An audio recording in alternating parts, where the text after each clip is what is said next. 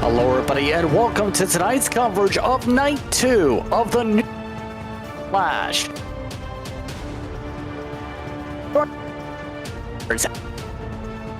Before loading at Charlotte Motor Speedway for the second of two great nights of racing.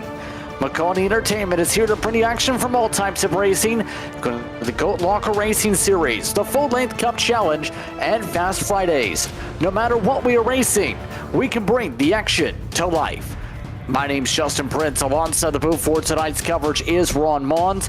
DJ Lyon is working the controls as a producer using cameras provided by Whiplash Sim Cams.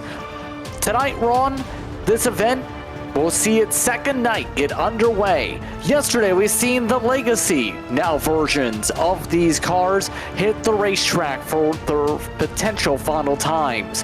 Now, we have a newly retrofitted Legends car and a all-new ARCA Menard Series car for these drivers having their first major event of their lifetime in the cars. With that in mind, what do you expect to see for these two races this evening? Well, I'm going to be expecting these drivers to have a huge learning curve in front of them throughout tonight's racing action. Those ARCA cars, they're going to be a completely different beast to what these drivers had to worry about one night ago. But these brand new Legends cars, I always adored these cars on the iRacing platform. Really looking forward to how these brand new refreshed race cars will tackle this race that we have coming up. It's going to be an interesting night of racing, to say the very least. Remember, drivers scoring points throughout these events to be able to try and earn some money as well. We'll keep an eye on how drivers fare out with the prize pool by the end of the night tonight. But cars here, Legends cars, and your thoughts on the Legends cars as the brand new from stem to stem. These cars are going to be a lot of fun to look at. I mean, I always enjoyed Legends racing. You see these small little bugs running around the racetrack, and it's always a beautiful sight to see. And I think these cars are going to put on a really good race as well. I'm certainly looking forward to it, JP. I am too, to say the least, when it comes to these drivers tonight. So, take a look at some of the drivers in the midst of qualifying. Jeff Maconi trying to qualify this car at the moment. Has about 2 minutes to do so. Now, keep in mind, when it comes to these cars, they closely match the real-life specs of the car with the new engine, new shocks, new brakes, new tires, a new dashboard, new work to go along with it. These upgrades also see changes to the aerodynamic properties, suspension behavior, brakes, tire parameters. Everything is different on these cars. It is an absolute total overhaul of the way these race cars once were. The old Legends cars, as fun as they were, you could definitely tell they were a little bit outdated. But these new refresh machines, these drivers are going to break them in super well here tonight. Even just riding on board with some of these drivers and looking at that brand new refresh dashboard looks pretty awesome to see. And these drivers already breaking out the paint schemes with some very nice looking race cars. Here's Jeff Maconi with the slide going onto that start-finish straightaway to close off another lap. You could just see him dancing around this track. I just want to say, this may be me being a bit odd, to say the very least. I look at the car and I see that dash. I think I recognize what that is. That's a Micron 5, unless I'm very much mistaken. You could tell this is why I don't know where my keys are more often than not. Well, it is that type of a night, to say the least, Ron. Potentially where things can get really tricky. These drivers still have a 5-minute warm-up as well, potentially, for these drivers to make sure they're up to speed. And that's going to be big cars tonight. Yeah, it's going to be a lot of fun regardless of how you slice it. This South Boston Speedway, a brilliant racetrack for some good racing as well. I have a feeling we're going to be in for a good one here tonight. This track down in Virginia has some history in the NASCAR world. I believe the Xfinity Series ran here. Whenever I think of this track, I get odd memories to the time I ran in a hosted session with some old pro trucks around here. Not NASCAR trucks, mind you, but the off-road trucks, which was certainly a sight to behold. But the qualifying session comes to a close. I believe my colleague in the booth is dealing with some light technical issues, so we'll get those squared away, and I think we'll get the starting grid loaded up in the not too far off future to kick off a brilliant night of racing action here for night 2 of the new content clash. Starting from the pole is going to be Larry Pace, the driver of the 50 car, setting the pace in that qualifying session. Zach Novak going to join him on the front row in that number 11 machine. Lining up behind them is going to be Kyle Johnson in the 88. Next to Jeremy Briggs, Maconi Entertainment's own, starting this race in 4th in the number 48 car.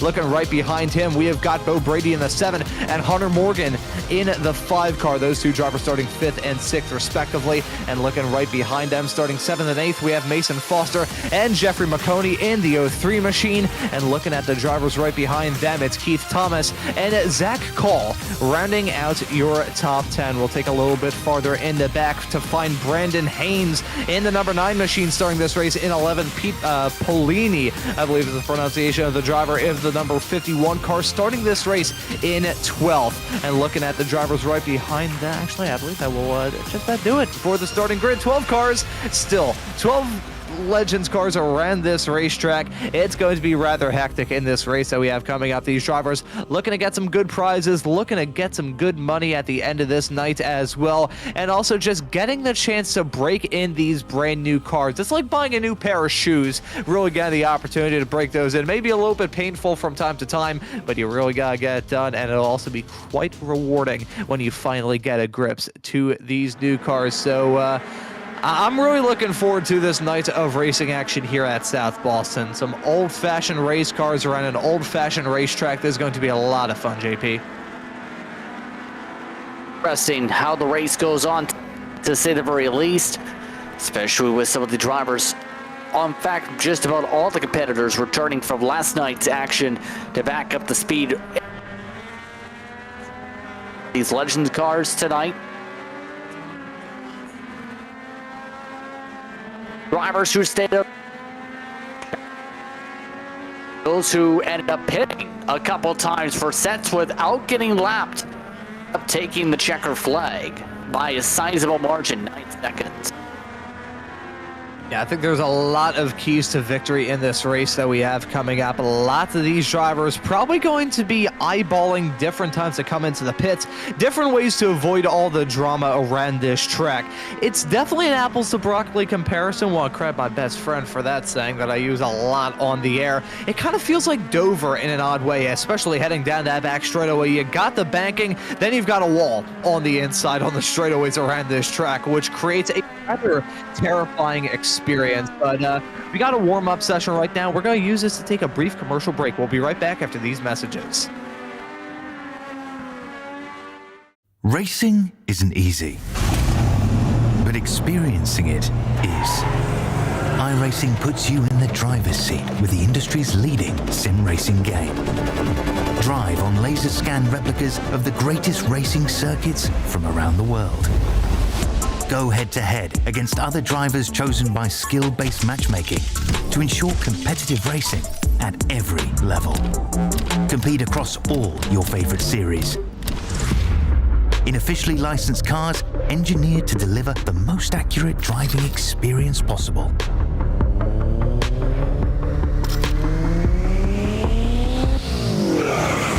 Join a race or host your own with players from across the globe. Race against the computer or in a league with friends. Feel the thrill behind the wheel. Visit iRacing.com. When you want to be the best, you can't settle for the rest. For anything on iRacing, there's just one name you need: Maconi. With the launch of Maconi Entertainment and Maconi Competitive Zone alongside Maconi Setup Shop, we now provide the best of the best in setups, paint schemes, coaching, broadcasting, and event organization. With cars across all 4 license classes, we have what you need to hit the track with confidence. Grab a subscription and save money while going fast at MaconiSetupShop.com/subscriptions. And remember, at Maconi Setup Shop, there are setups, but your victories.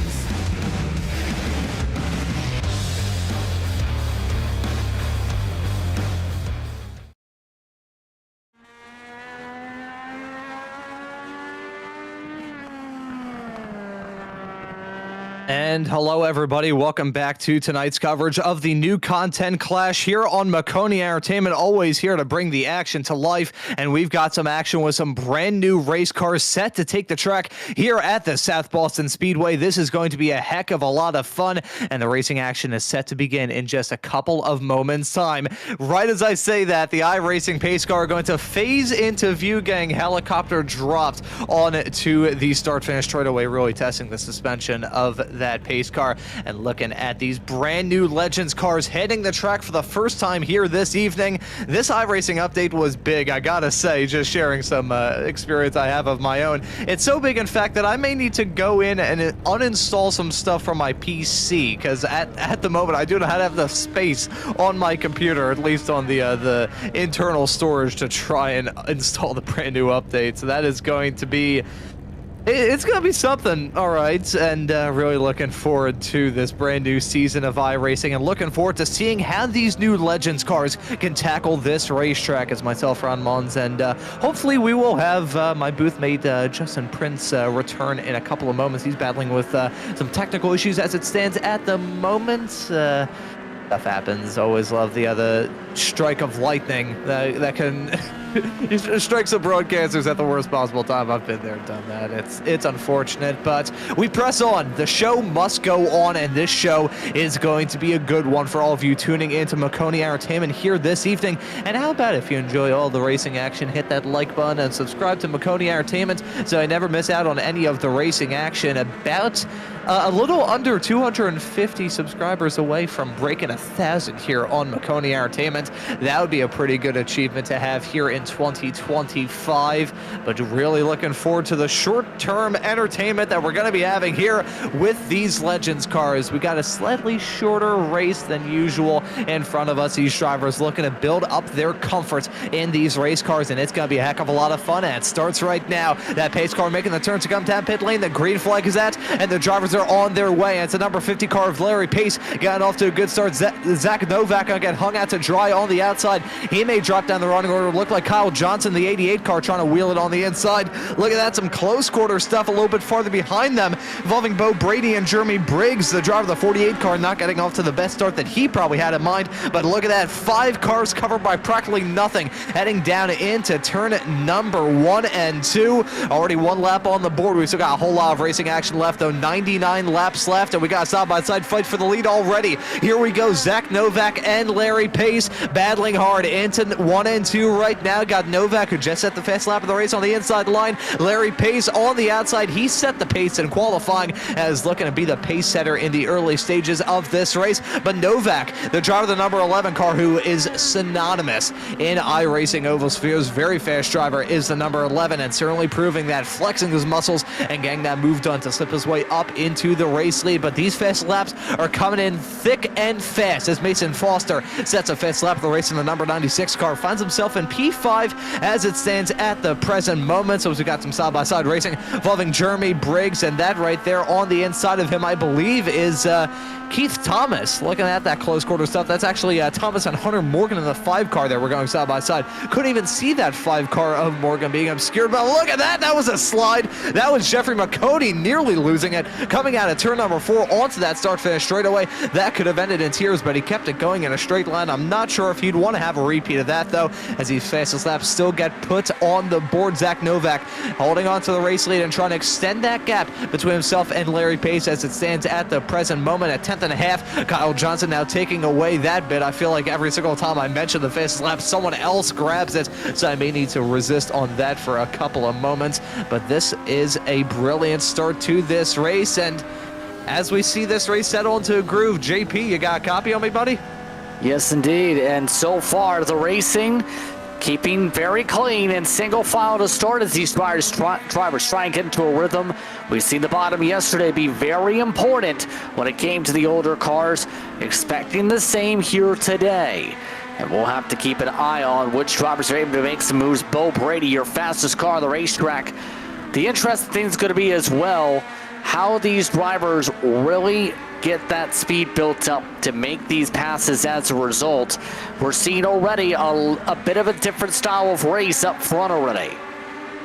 Yeah, we're seeing these drivers start to settle into a groove, which I think is a good call. We got a lot of racing action left to partake in 100 laps in this Legends race, so there's no real point of battling tooth and nail and making some gutsy moves that probably are going to end in you hitting the barrier more than anything else. And this isn't a new school NASCAR track. We got concrete barriers on the outside here, so if it goes wrong for these drivers, that is going to be a game-ending incident.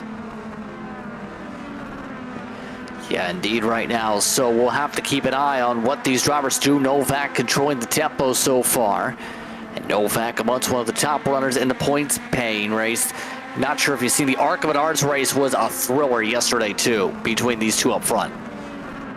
Yeah, I remember hearing a lot about that. Unfortunately, I was tied up with some other broadcasting stuff going on, and I did hear that the ARCA race was an absolute brilliant race from start to finish. Those old ARCA cars, super cool, and I gotta say, honestly, JP, I think I mentioned it in the open.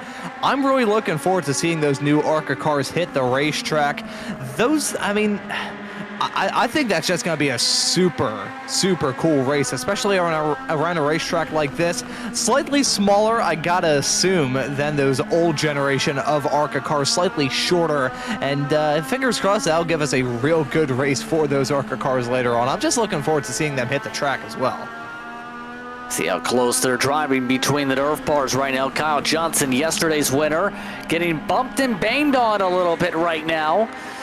Bo Brady trying to knock him forward a little bit, try and find a way around, and there goes the 88. Around goes Johnson for the caution.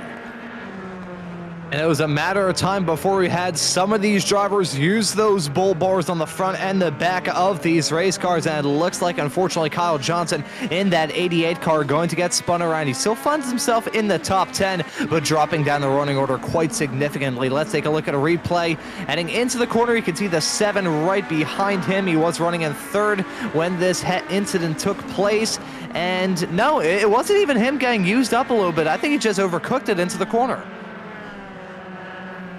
Yeah, that was a little bit of an interesting move there, to say the very least. Let's take a look one more time. See the close calls, the replay. He actually hit the back end of the 11. He hit Zach Novak.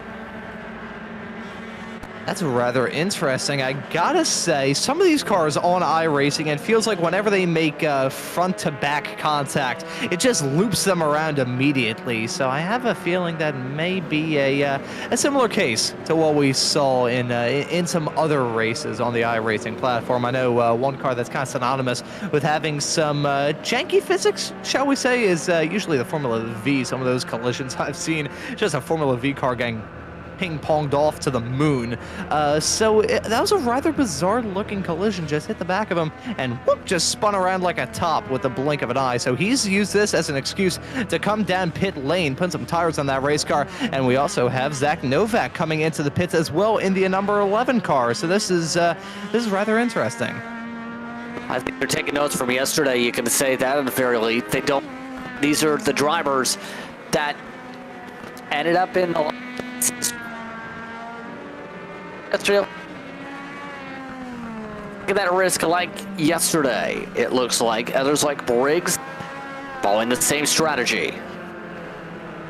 I gotta say, I may be a little bit, I'm not gonna say the word biased, because I feel like that's definitely a dirty word to say as a broadcaster, but Jeremy and I used to call the other Wednesday Night Goat Locker series, so I'm gonna be keeping my eyes on the driver of the 48 car, but we're back to Green Flag Racing, and it's Larry Pace in the number 50 car, back at the front of the field, Hunter Morgan and Bo Brady side by side, the 3 car and the 7 battling hard. That 7 car is looking really, really cool, giving some vibes of something you'd see in like an arcade or something like that. But that number 7 car is certainly quick, trying to get that move done down the inside through turns number 1 and 2 right now. Hunter Morgan still holding his own on the outside as it stands at the present moment. It looks like they're finally got a single file out after the span of a couple of laps, and you can see right behind the other 3 car of Keith Thomas, of course, with trading paints and some of the paint schemes these drivers are running. May have some duplicates, and we got the one right there with Hunter Morgan in the Dale 3, and then Keith Thomas in the regular 3. 1.33.3. So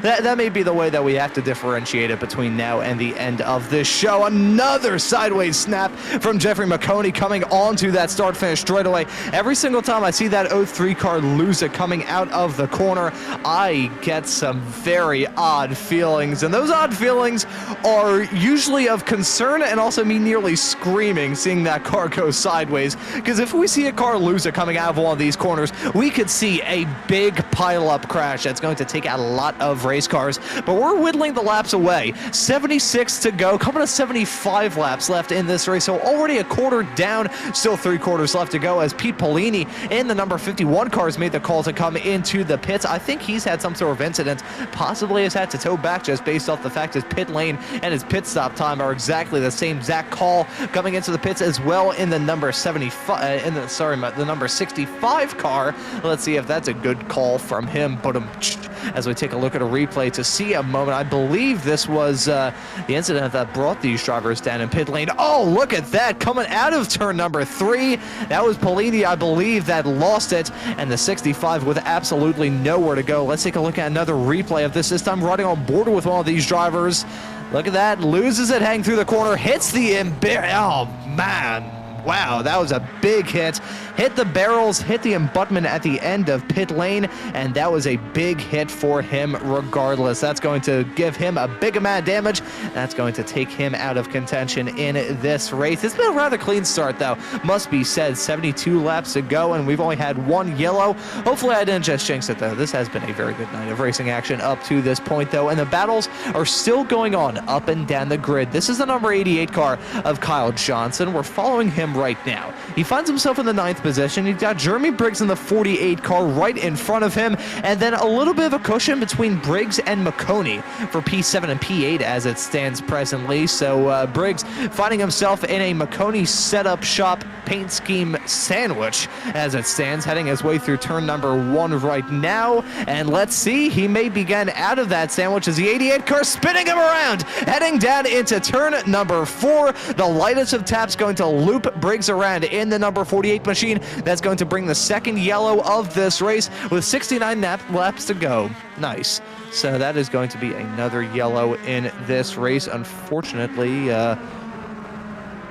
still have some technical issues that we're dealing with at the present moment, but this is a rather great race as it stands currently. It was going so well for Jeremy till a small little tap. I think that may have been a bit of netcode, if I'm being completely honest. I'm curious, DJ and the production truck, if we could possibly take a look at another replay of that to see if there was any sort of netcode contact or if it was car to car.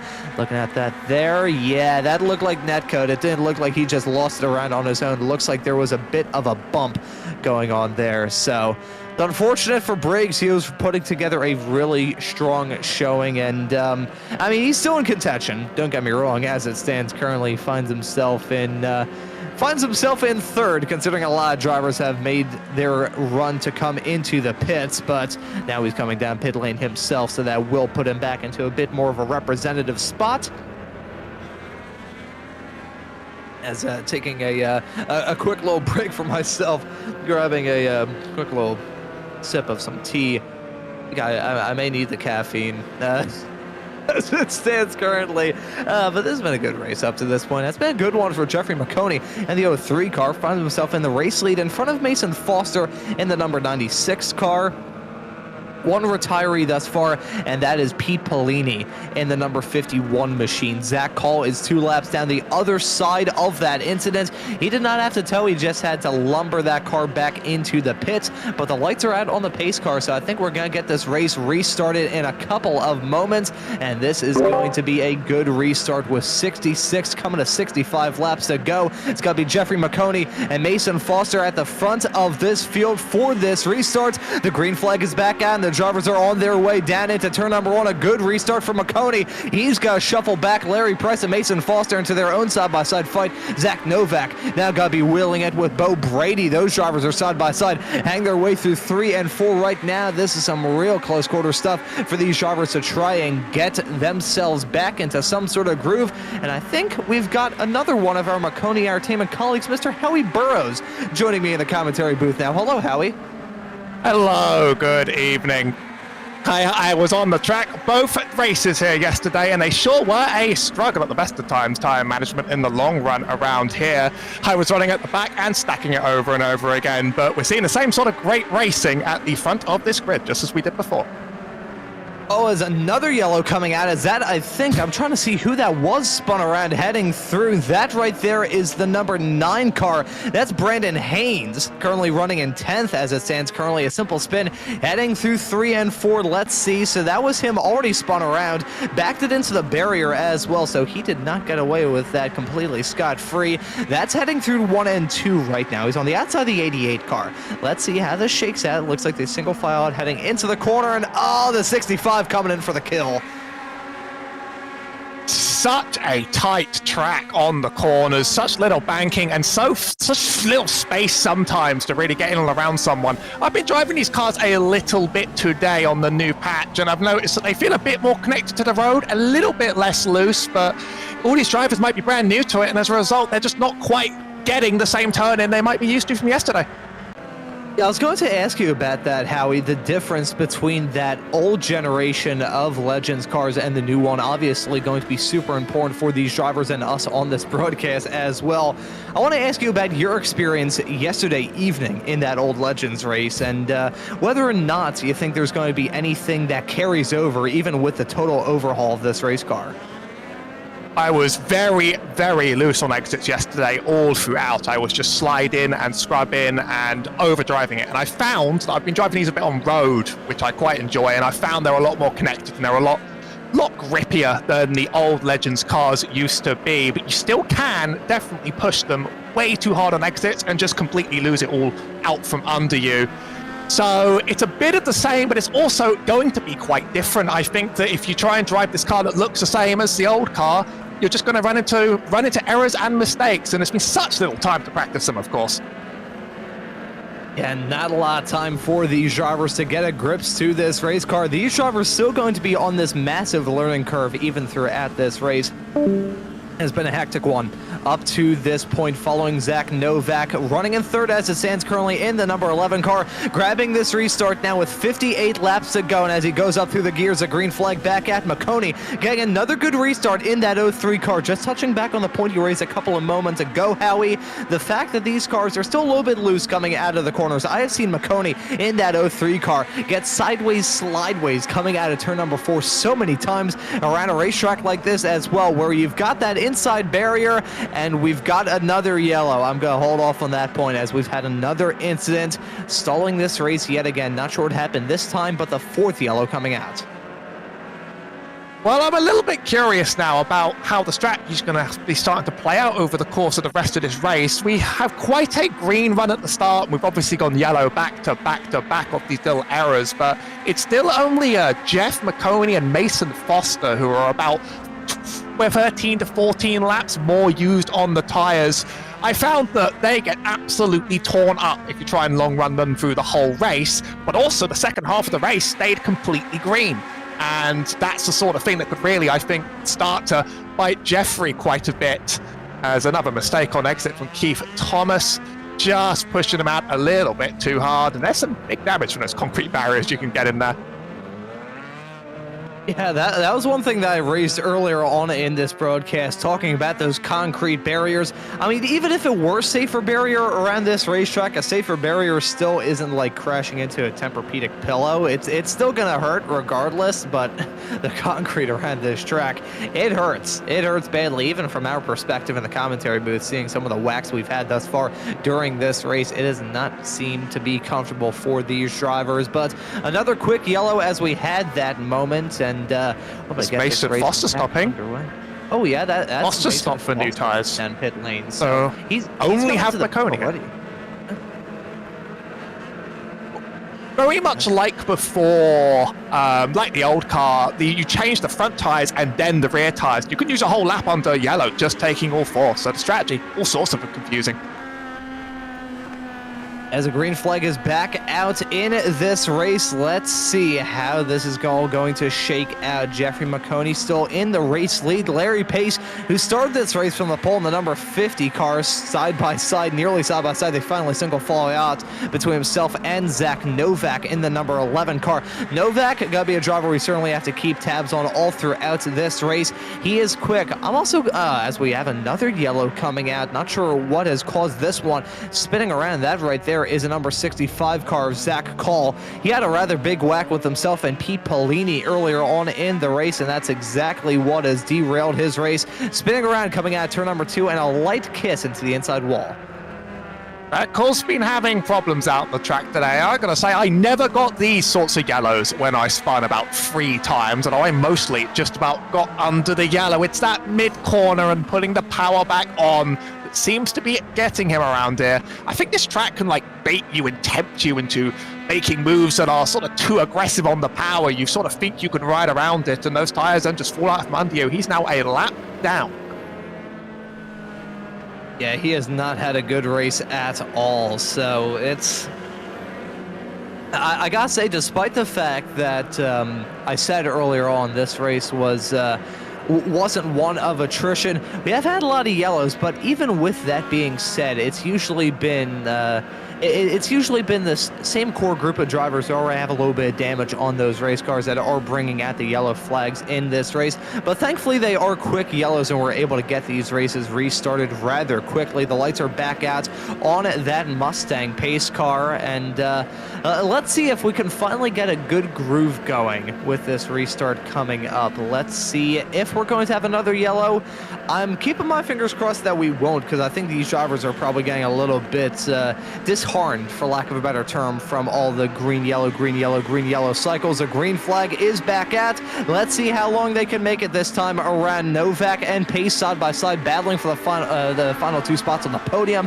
Maconi pulling away in the race lead yet again. He seems to be very comfortable in that 03 machine, even though he has been rather sideways coming out of some of these corners. And they are going to complete a lap under green, and let's see how they will be able to tackle this restart. These tires getting into a groove all of their own. We got to start worrying about the tire life on these race cars as well. This track isn't brand new. It's not completely fresh asphalt, so the track probably going to act like a little bit of cheese grater on these tires, as Zach Novak just got moved on to slip into the race lead. Well, Jeff got a great launch, leaving the 2 double file behind, and I just thought, well, maybe his tires are in the perfect window, and then Zach, just while we weren't watching, just slips on by in an instant. And watching these at next few laps is going to be important for Jeff, I think. We could be reaching the point now where 37-lap-old tires could be starting to wear. He has had a lot of yellows that have really played into his hands. They don't use those tires nearly as much while racking up time on the clock, of course, but might have to see some drivers sneaking up on him. I don't think there's any way but up unless he gets a good opportunity to stop again. And let's see, when we have those pit stops, how much it is going to shuffle up this race and shuffle up this field. It's still Zach Novak in the race lead, holding on to the fastest lap of the race in the process as well. Jeffrey Maconi and Kyle Johnson slot in P2 and P3. Larry Pace, your pole sitter, has dropped down to P4.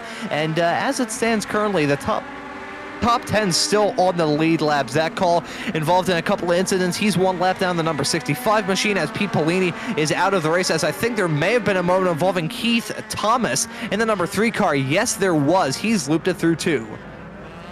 Like Hunter Morgan also got sent quite a bit back. I wonder if there was contact between the 2. We're going to catch this on the replay right now. It's the 3 of Keith Thomas running through the mid-corner and exit. I wonder if this is going to be self-inflicted. It's probably through the next 2. You see him get a little bit loose here already, and actually, yeah, it is. I think that is a different car. Hunter Morgan right behind, spinning it right at the same time that Keith Thomas is tagged and loses it. That is the 3 again. There were multiple 3s. Dale Hunts all over the place. Losing it there. Yeah, that's just on the power again, I think. And getting some real heat into these very, very vulnerable Hoosier tires. Yeah, if it makes you feel any better, Howie, I kind of got caught out by that earlier on. And there we go. That's a beautiful shot. Thank you very much, DJ, and the production truck, getting those 2 3s right on track.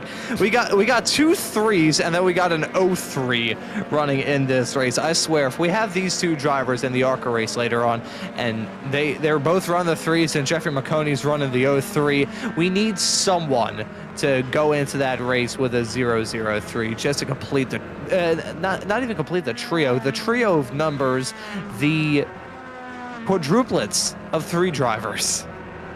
I'm excited to see the paint schemes because this Legends car, they've got updated art on the inside, but actually all your old paint still work on it going forwards, whereas the new ARCA cars, you know, there's very, very little for them. And that old ARCA car, I think I hadn't seen any oval car with more designs made for it over time, but now we're split over 3 manufacturers, of course, and it's a brand new model from scratch. There's actually too much on trading paints right now. I wonder who has cooked up something beautiful later this evening. Yeah, I'm really looking forward to seeing those new ARCA cars hit the racetrack as well. That old ARCA car, I owned it, and mainly got because of the Gen 4 version, but that car was still absolutely fantastic on the iRacing platform. It will be sorely missed, but I think the brand new replacement is certainly going to do that job rather well. As the green flag is back at, and it's going to be Zach Novak on the inside line, getting a really good restart in that number 11 car, side-by-side racing with Larry Pace and Mason Foster for P2 and P3 respectively. But that inside line on these restarts have gone off to flyers after flyers on these race restarts. An important tyre update for the field now. We're seeing a lot of stops. It's Zach Novak, Larry Pace and Keith Thomas on the oldest tyres, 32. Then Mason Foster on the next oldest, 18. And everybody else is on very fresh tyres they took in a stop, including Jeff Maconi. He's going to want to try and find a way to punch through this field and make his way back up to the top. That now could be the changeover point. And let's see if it is still a lot left to be decided in this race. We've had a lot of racing action to get to this point, but we still got 35 laps left to go, which, considering how hectic the past 35 laps of this race have been, you gotta wonder how many things are going to get turned on their head between now and the checkered flag. Side-by-side racing still going on with Larry Pace and Mason Foster. Pace on that inside line in the number 50 car, just not able to clear Foster. Now Foster finds himself having a dip below, and look at that sideways coming out of the corner is Keith Thomas. How he kept that car out of the barrier, I have no idea. He's still sideways, though. I don't have a good feeling about that 3 car at all. What is it with 3 cars in general? I think Jeff's the only person keeping the 3s together. They've all had a very difficult run out on this track so far. A lot of rubber's now been brought down, but then you start running into a few other mistakes around there. It's quite easy to dip that apron a little bit too much, unsettles the car a little bit, and who quite knows how this new car responds completely to it. If we're almost sent 3 wide, we are sent 3 wide there by Bo Brady on the inside. He's got a good run, and he might have just had P3 by the time that caution was called by Zach Paul again. Another yellow coming out in this race, and there you can see him. I have a feeling that those barrels on the pit attenuator may have claimed another victim. We saw that earlier on in the race, and that was to the 65's detriment. Oh my God, that could have ended in tears. As let's take a look at a replay of this. This is it heading through the... Okay, no, he's fine through there. Onto the start-finish straightaway through 1 and 2 right now. And loops it midway through the corner, and he kept it out of the barrels. That was the same section that really derailed his chances of doing well in this race. Look at that pack coming up around him. That had to have been terrifying. Well, at least he's waiting to rejoin safely in this instance. Now, I believe, correct me if I'm mistaken, marbles get cleared up on iRacing cautions. I've heard this from people running short tracks before at least, and if that's the case, then it's starting to make this high line also work a little bit more viably. Sometimes on these really long runs, the top line basically just becomes absolute ice, and especially because these cars are using a brand new... they might not be using the same super up-to-date tyre model, but their tyres would have been updated from the very, very, very old model we had in place previously. So the way they respond to the track is going to be more reactive than ever, and really, it's giving more lines on this track opportunities to be viable here. And that's a very good point that he raised there, Howie, talking about how this racetrack is going to settle into its own in terms of having so many different lines for these drivers to try and get a move done.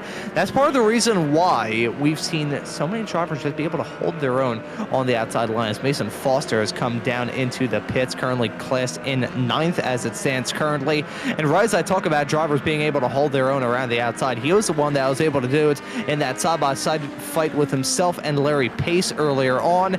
He just was able to keep it on the outside line for so long, and that's a good thing, a very good thing. The fact that you don't need to just hug the inside line and hug that yellow painted line on the inside to be able to do well. These drivers are going to have to wheel their machines and race their competitors. A green flag back at Bo Brady, slipping in right behind Zach Novak. Some side-by-side racing going on right behind. That could end in tears coming through turn number 1 and 2. Side-by-side for the lead, though. Bo Brady on the inside line of at one point race leader of Zach Novak. The 11 and the 7 car should have said the 7 and the 11 side by side. Larry Pace nearly tried to make a 3 wide hang down into turn number 1 and 2. Larry Pace just at the fast lap of the race not terribly long ago, so Pace clearly having the pace to contend.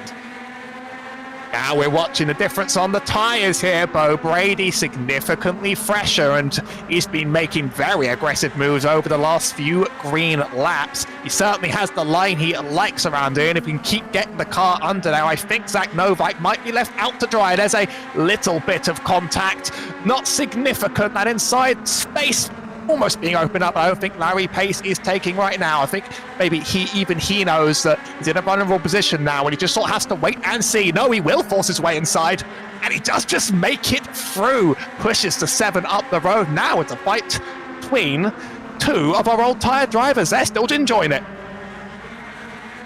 Yeah, and we're enjoying this side-by-side fight as they go on to that back straightaway. Pace in that number 50 car.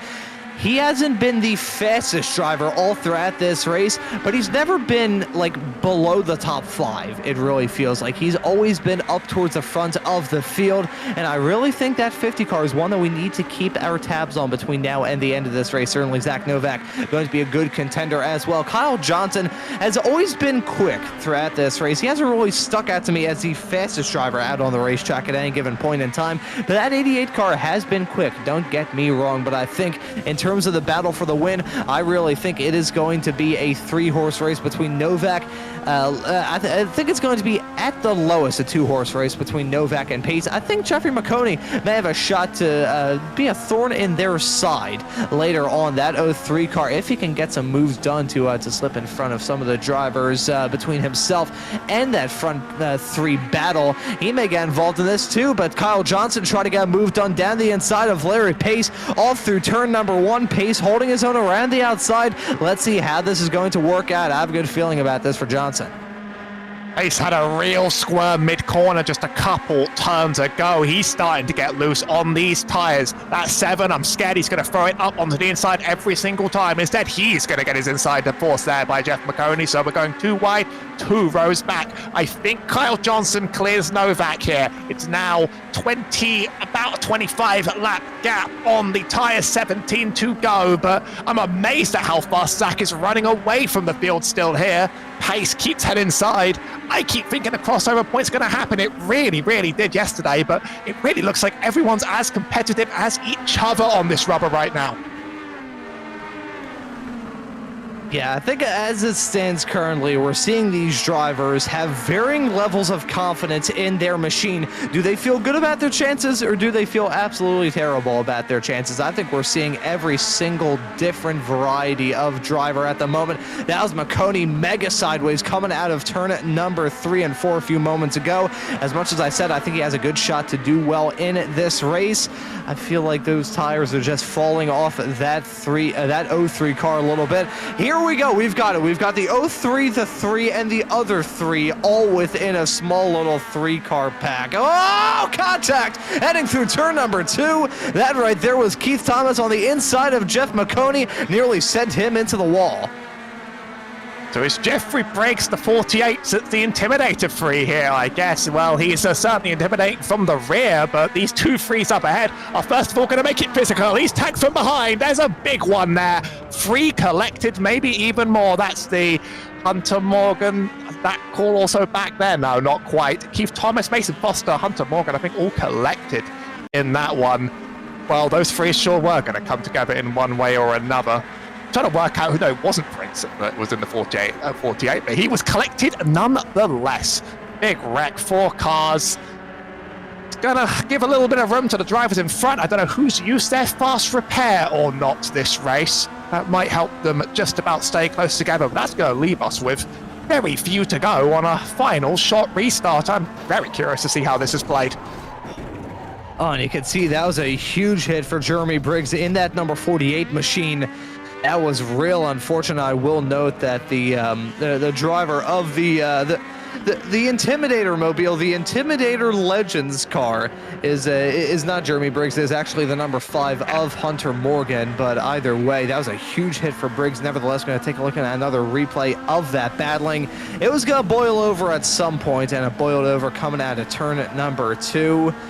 And you can see how sideways those drivers were. That's one thing to note about these Legends cars, which is why I always love doing broadcasts with these cars. They got to wheel them, and look at that. A small little bump creates a big amount of drama. I compared South Boston Speedway to Dover earlier on in this broadcast, because whenever you have an incident like that, hang down one of the straightaways, the track won't clear itself. You find that barrier on the inside, and then you have a track blocker. Interesting comparison. There's some things I wouldn't compare to Dover, but in terms of those corner exits and just seeing like when a wreck happens, it just sort of washes into everybody else, you probably are right. There's plenty of free short tracks on iRacing with more space for when these things happen. I've driven the open wheel formula cars around there, and trust me, that was a terrifying race. Didn't want to get too close to people there. We're going to have a restart with 7 to go. Zach and Pace on the old tires on the front, Johnson and Brady behind on the newer ones. I think it could be anybody's game. We're going to see some crazy moves here as we go green. And the green flag back out in this race with only a 2 handfuls of laps left to go. Let's see how this is going to shake out. Maconi trying to get some moves done in that 03 car. More contact being made. Hang through turn number 1 and 2. They managed to get that sorted out. Yeah, he saved it. Not sure how he did. I'm not even sure if he knows how he did that, but either way, it worked as we're still under green now with 6 laps left to go in this race. Should be noted, we got 3 green-white checkered attempts in this race as well. So if we do have another yellow, it won't be game set match yet. Maconi trying to get some moves done on Larry Pace side by side, hang through 3 and 4 right now. Looks like they're going to single file out with Maconi jumping up to 3rd. Look at that. Bo Brady's trying to get the move done, banging wheels and banging doors between the 7 and the 50 car, heading down the back straightaway into 3 and 4 right now. 5 laps left to go in this race. Novak's coming to 4 this time by in that number 11 car. Larry Pace dropping down, not looking good for him. He still holds on to the fastest lap of the race as more contact being made with himself and Bo Brady. I feel like this 50 and 7 are going to cause a bigger wreck if they keep driving like this, but Bo Brady is really just trying to absolutely wheel it through these corners and trying to hold off all of these rivals. 5 in it really in this lead pack, but Zach Novak is running away with absolute pace here, and it's only Kyle Johnson that may be able to challenge. We're going to hit 2 to go, and it might take a miracle at this point to unseat Zach Novak. He has been fast no matter the conditions and no matter the tires. Yeah, I think Kyle Johnson, as it stands currently with that white flag in the air, is probably hoping for lightning to come down and strike Zach Novak. A side-by-side racing between Bo Brady and Jeff Maconi. That's for 3rd. Looks like Brady got to try and get that move done in that 7 machine. But at the front of the field, Zach Novak is going to withstand the challenge from Kyle Johnson, nearly getting a bump. Johnson's got drifted coming out of the final quarter. Novak's going to win it right at the line. And look at that, a photo finish between Kyle Johnson and Bo Brady. It was a matter of thousandths of a second between those 2 cars right at the line. 16 thousandths for P2 and P3. It's Johnson and Brady completing their podium. Maconi and Pace rounding out your top 5, but Zach Novak in that number 11 machine breaking in that brand new Legends car and trying not to break the back of the car as he treats us to some good donuts at the end of this race. So much has changed, but so much stays the same, and all the skills that would make you a fantastic Legends driver in the old car are going to translate in this new one. it's going to be a fantastic learning car going forward in iRacing, and I'm going to really enjoy racing it again on the ovals and even more so on the road, where I've had a lot of fun with it in the unranked series. It's free content, remember, so everybody should give this new car a shot, whether they liked the old one or not. It's great. And here are your results at the end of this first race of the evening. Remember, folks, we got a 60-lap ARCA showdown coming up later on this evening. But here for this 100-lap Legends race, Zach Novak in the number 11 car going to grab the checkered flag. Kyle Johnson in the 88 going to finish in P2, and only 16,000th of a second to himself and Bo Brady right at the line. That was a brilliant photo finish between those two racers completing their podium results. Then we have Jeffrey Maconi being classed in 4th. Larry Pace in the number 50 car going to finish right behind in P5. Mason Foster in 6th. Jeremy Briggs ends up in P7. Keith Thomas in 8th. Then we have Brandon Haynes in 9th. Hunter Morgan, who did have the 5 car but was running the Intimidator 3, is classed in 10th. And rounding out your cars that are classified, we have Zach Cole had a really scrappy race in the number 65. And Pete Polini, who had an incident earlier on and was taken out of contention. So those are your results at the end of this race. But Howie, we got some drivers waiting off there in the interview waiting area. I think we'll start it off with our P3 finisher of Bo Brady.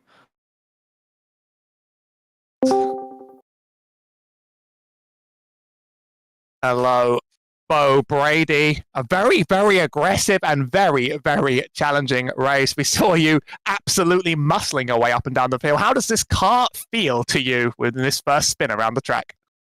Well, it's definitely a loose vehicle. This thing's all over the place. New tire model, and this car is definitely giving us a run for our money. It was a great race, though. Everyone was muscling it around, and we were just trying not to spin basically half the time. But yeah, it was a great race. Maconi gave me a run for my money there. I roughed him up a little bit, probably. Sorry about that, but yeah, it was a fun race. I don't think there was a single driver that wasn't a little bit physical out on that track there today. You saw that you went a bit shorter on tyres than the 5th place Larry Pace and the winner Zach Novak. There were a variety of strategies across that race just due to the amount of yellows we had back to back. How much of a difference do you think those made? Because none of them were quite able to make it up to Novak at the end. I think it made a pretty big difference. I think Kyle Johnson was on my same strategy, and we were both coming up. I kept getting restarts on the outside, and it's just really hard to battle from up there right now. The marbles and everything up there with cold tires, you're just holding on for your life. But yeah, I mean, a few more laps, you never know. We could have made it up there a little bit, but it made a difference. Well, it was an absolute thrill to see you fighting all the way to the end. And your car certainly stood out on the field of a lot of identical black-looking cars. Got to call it out. You got any shout-outs before we move down the order here? Oh, yeah. I'd like to thank Maconi and Maconi Entertainment. You guys up there in the booth. Shout out to Motorsports Discord, Bono's Landscaping, and everyone else in the race. Thank you, guys. Well, very, very good to watch you race and very, very good to speak to you after the fact. Thanks for participating today. Yep, thank you guys. And well, up there in P2, Kyle Johnson really gave Zach a run for his money. We'll be bringing over Ron to talk to Kyle. Yes, sir. And Kyle Johnson joining us in the interview waiting area now. Well, joining us in the commentary booth, I should say, was in the interview waiting area. Kyle, well done on the P2 result. Talk us through that hectic 100-lap showdown, these brand new Legends cars. Yeah, well, first I'll say they're a boatload of fun. Starting off loose like that, and then the car really comes in comfortable in the middle, and then it's just managing. The car wants to get back loose. So it's definitely something different, but, it was a little funky starting off in practice, but, you kind of get the hang of it. And I will say the car is pretty fun. I gave Zach a shot. I tried to get to him at the end a little bit too short, but, I gave her hell. And then I had to kind of cross over my teammate there to secure the second. I was just giving it everything and kind of almost looped it coming out of the final corner. Yeah, I was going to ask you about that finish. You were doing everything in your power to try and get to the back of Zach Novak. Not close enough. Well done on the save coming out of the final corner. But talk us through that run to the line and that last lap as a whole. Yeah, honestly, I was just like kind of driving it in as hard as I could without overdriving it, and just it's all like a battle to see how quick you can plant that throttle down. You know, going over the bumps too is really tough. And I was just giving it everything I got, and I was able to stick on those last few laps to make me get, within range, but just a little bit too short. And that was one thing that I raised earlier on talking about this racetrack, how it kind of acts like a cheese grater on the tires and certain points of this racetrack as well are about as patchy as my face when I was 14, but I'll leave it off at that. Kyle, though, thank you very much for joining us in the interview waiting area. Are we going to see you in that ARCA race later on? I gotta see where I'm sitting in the points. I actually got another league I was supposed to run at the same time, so I kind of got to decide. I gotta see. I know Zach's gonna be fast regardless, so I gotta see how he got first, I got second. I know I might still have the lead, but in order to, I expect him to get first or second in the next race too. So if I do run it, I can, I better get second or third at bare minimum to have a shot. So we'll see. I gotta decide that in the next 10 minutes. Alrighty, well, fingers crossed we'll see you at there on track for the ARCA race. But either way, thank you for joining us in the interview waiting area, joining us in the commentary booth, I should say. Well done on the P2 result. And is there anyone you want to give a thanks to or shout out before we let you go? Yeah, of course, you guys do such a great job and with that. And Jeff and my teammate Bo there, I apologize for kind of, I was kind of going to lose second there. I was going to get third with his momentum, and I kind of body checked him and got him across the line. It was a little dirty, but I kind of had to do what I had to do. So apologize for that, and that's it. Appreciate it. Awesome, man. Hey, well done on the P2 result at their on track for the Legends race, and excited to see you hit the racetrack wherever it is in the not too distant future, man. Thank you for joining us. Yep, thanks. And that right there was Kyle Johnson, your P2 finisher at the end of this race. We're going to bring in Zach Novak to have a quick little chat with him before we get over to that ARCA race. Zach, welcome in to the commentary booth. How about you talk us through that brilliant race here in the Legends? Yeah, I felt good. I was really surprised to see the time differential. Quite different than what we raced yesterday, of course, but yeah, it felt good. Lucky that it played out for me there at the end. I know Larry kind of got shuffled back, but just glad we could make it work and have a shot to win the championship in these 4 races here. And I'm sure you're going to be eyeballing that heading into the ARCA race, which I think is set to get underway in the not too far off future. So I'll keep this interview brief and say, what are your thoughts heading into that ARCA race later on tonight? Yeah, it seems like it's pretty heavily leaning on the right front. So just going to be very important to keep that tire on it and just be smooth and smart and just keep it clean. And I think we'll have a good chance. I'll certainly gonna be keeping tabs on you all throughout that ARCA race later on this evening, Zach. But well done on the win here in the Legends.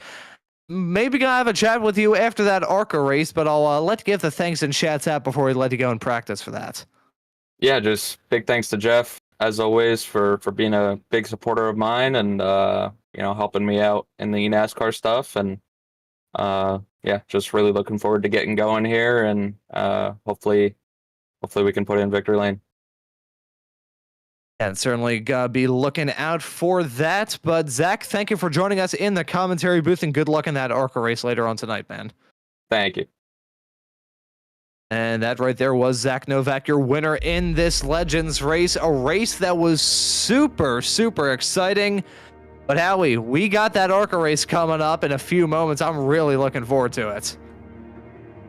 Yesterday's was tough, let me tell you that, and now we have a brand new car that I think might make the tougher parts even tougher. It was absolutely electric yesterday. Bringing any stock cars to this place is absolute joy.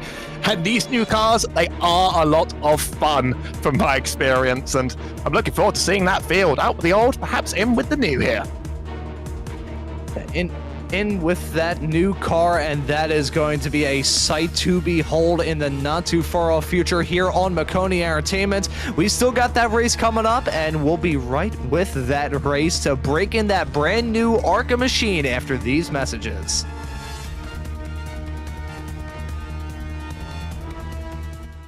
Racing isn't easy, but experiencing it is.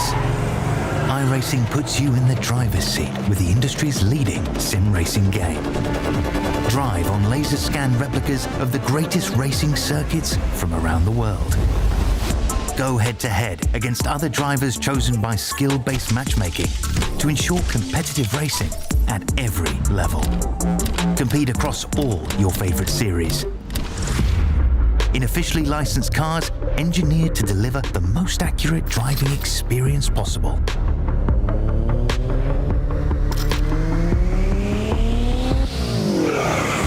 Join a race or host your own with players from across the globe.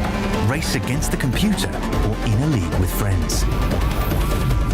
Feel the thrill behind the wheel. Visit iRacing.com.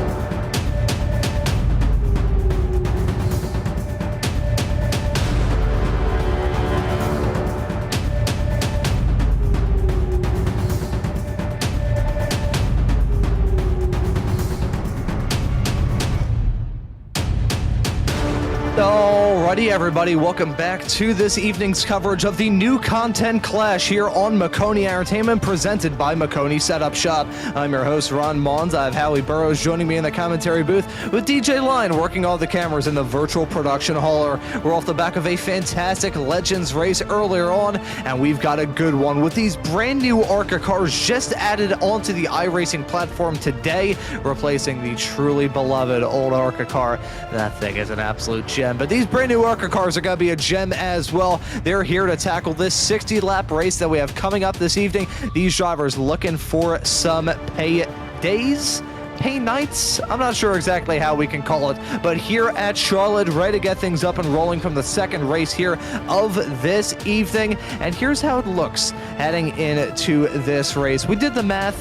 It's going to be a heads-up fight involving Zach Novak. As it stands currently heading into this race, it's going to be a real intense fight for that mini championship, as we should probably call it. Mini championship. I'm not sure if we should call it a championship or what, but either way, it is going to be a heads-up fight between some of the drivers at the front of this field, and we're doing it at the Charlotte Motor Speedway, one of the most iconic ovals in the entirety of NASCAR. Of course, plays host to the Coke 600 every single year. The original cookie cutter, if that makes any sense at all, the cookie cutter template, as I like to call it. But Charlotte Motor Speedway, a wonderful track, and I don't think there'd be any other way to bring in these brand new ARCA cars, Howie. Truly, it's such an iconic track in part as well because of how it's included in iRacing. Everybody's run at plenty of laps of Charlotte, whether they're brand new in the rookie stock cars or they're moving up the tiers into the ARCA Menard series, of course, at the D license. I've been driving a lot of the Gen 4 around this track in the last week based upon the last ARCA car, and you can really, really struggle with the power in 3 and 4, especially against the wall. This race is going to be a little bit different. This car's no longer based on the old Impala. Instead, we have the Camry SS and the Mustang. But I hear that the car drives more similarly to the last car than I expected it to. It's a little bit easier, understeers a bit more, but it's certainly going to still teach you a lot of the same skills that old Impala did.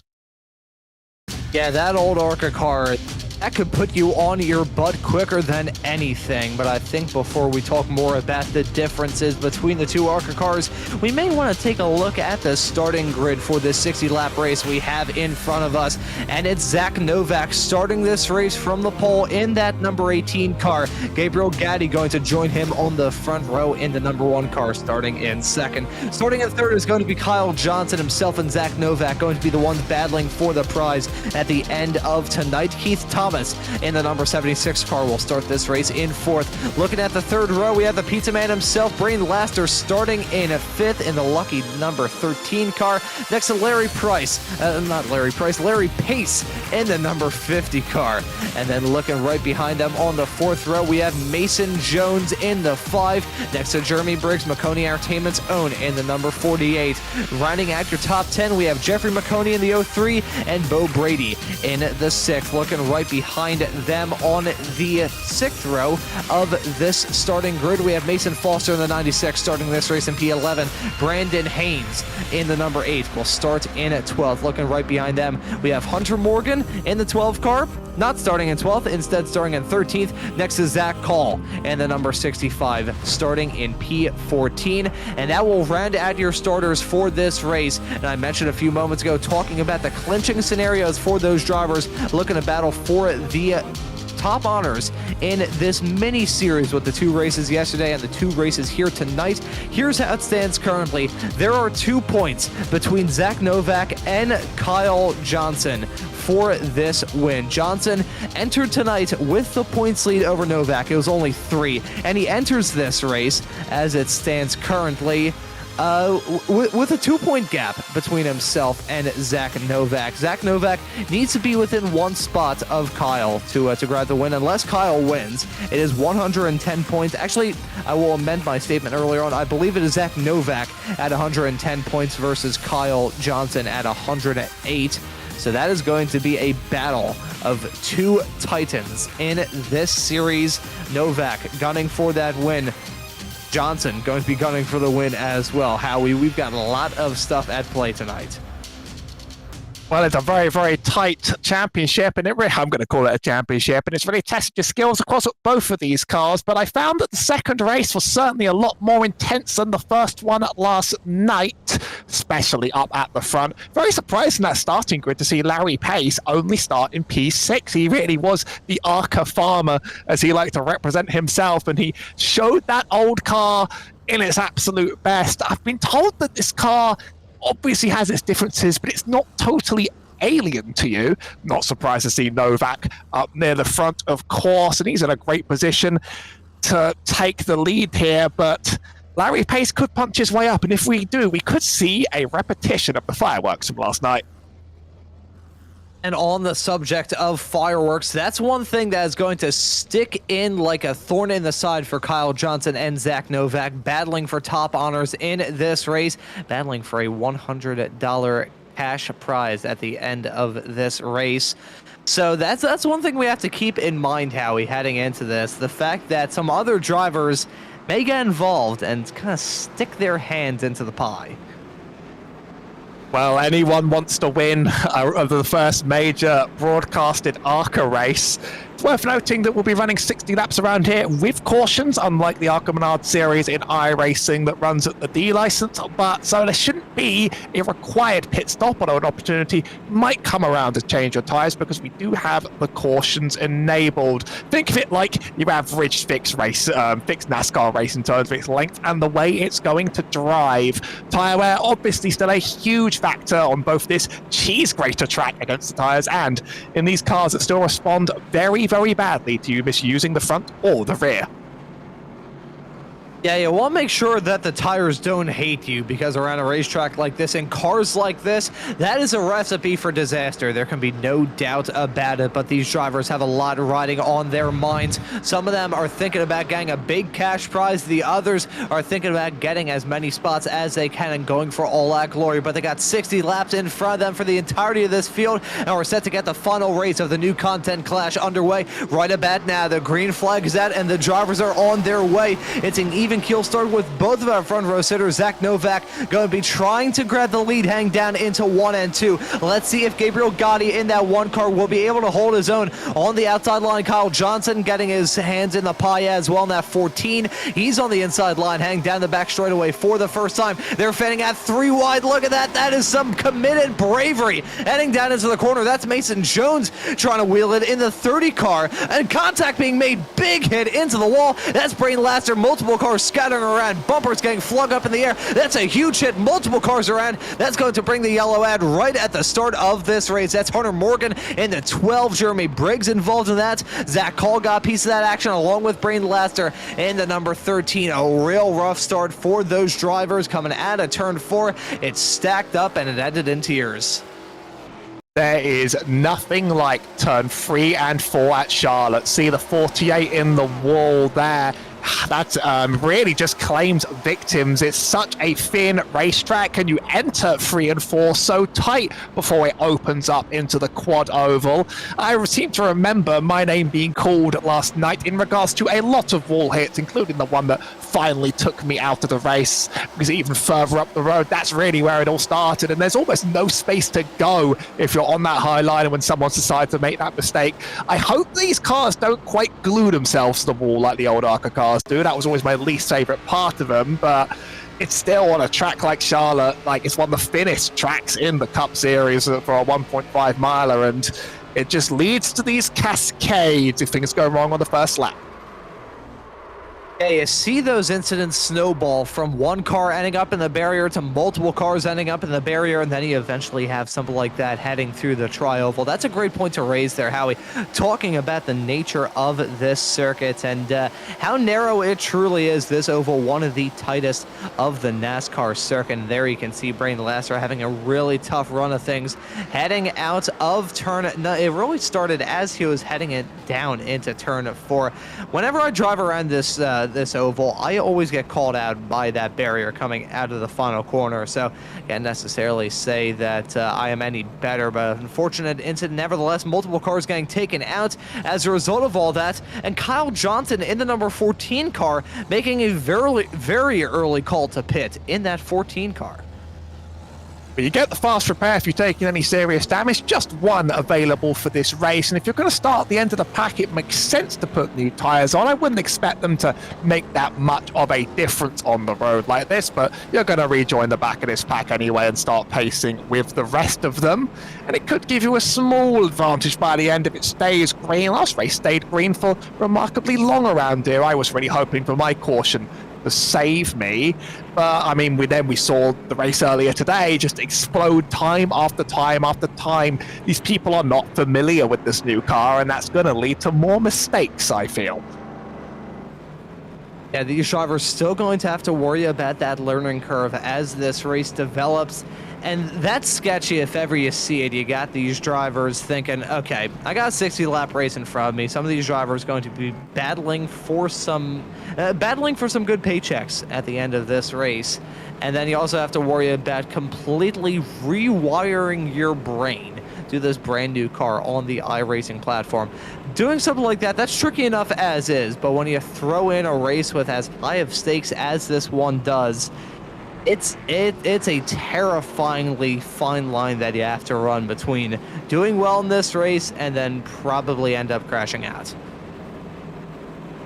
Especially with the lack of familiarity, as I just mentioned. I mean, it's a punishing track to bring them to. As much as we call it iconic, it is also one that's going to absolutely punish you, beat you around, and bruise you for your big mistakes.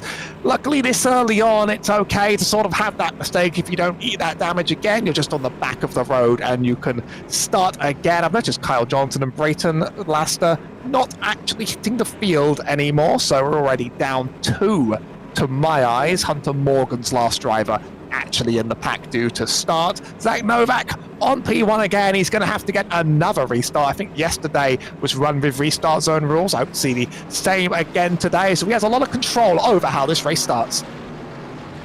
That's rather big for Kyle Johnson in the number 14 car. The fact he is no longer in this race. It was the one battling with Zach Novak for the prize, the $100 that's up for grabs at the end of this race.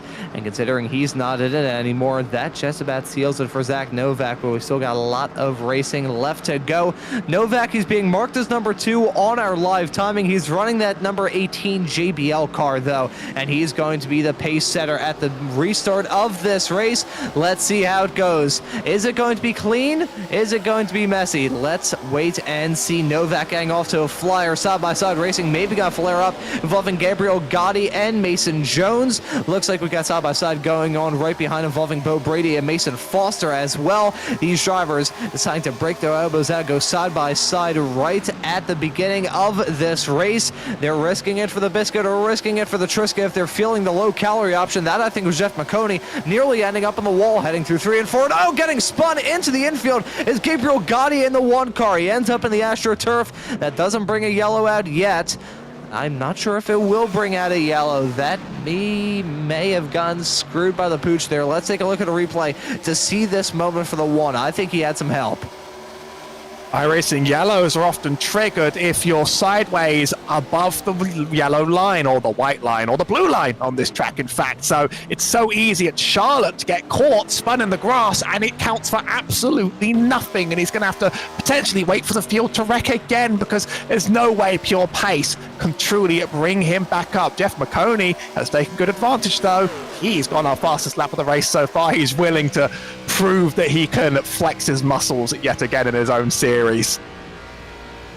Yeah, and let's see Jeff Maconi in that 03 car running in 3rd right now. Will he be able to make up some moves and maybe get a move done on Mason Foster and maybe catch up to Novak, give him a little bit of a headache between now and the end of this race.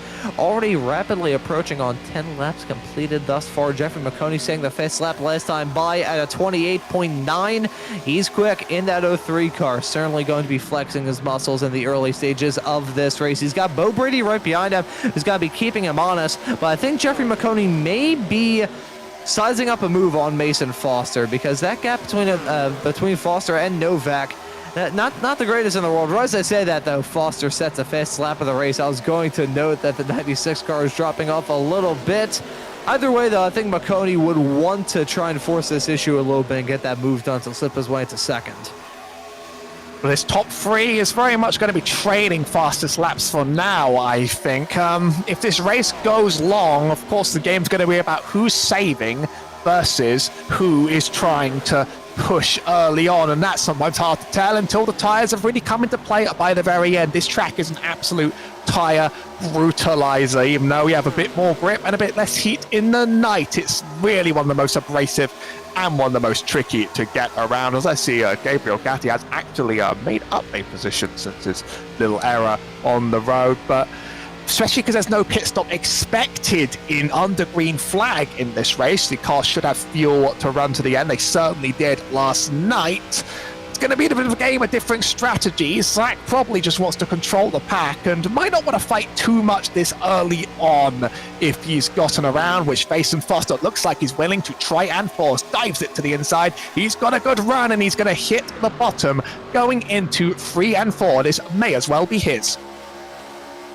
And let's see, will he be able to clear him on corner exit? Novak still holding his own on the outside line. Look at Jeff Maconi coming in for the bump, getting a good view of the engine compartment of Jeff Maconi's race car. And let's see, they fan out side by side, hang down into 1 and 2. Maconi now trying to get the lead from Mason Foster, who now finds himself in the race lead. Zach Novak dropping back down to 3rd, a side by side fight going on, following Bo Brady, Larry Price, and also Jeremy Briggs. Those drivers are battling for 4th, 5th, and 6th, respectively. We got 2 packs of 3 forming at the front of this field. If they close up a little bit more, we could call it a 6-pack side by side with Maconi and Foster hang down into 1 and 2 yet again. I think Maconi has a better run this time by in that Maconi setup car. Second tries the charm, trying to get that move done on the Pennzoil machine of Foster, but not close enough.